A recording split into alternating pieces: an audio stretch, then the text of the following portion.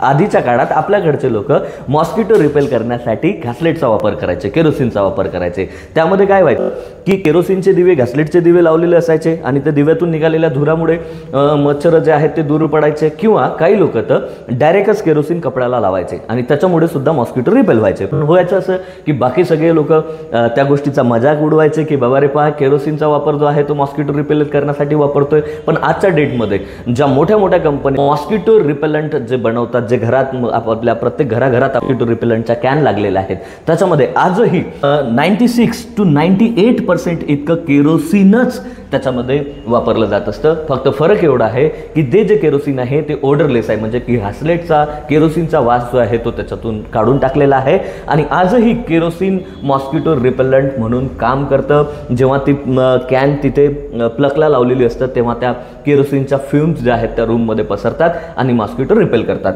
पण आज त्या केरोसिन सोबत आणखी एक ग्रुप ऑफ केमिकल जो आहे ज्याचं नाव पायरॅथ्रिन आहे, तो पण 4% to 6% इतका त्याच्यामध्ये इन्सेक्टिसाइड म्हणून वापरला जात असतो।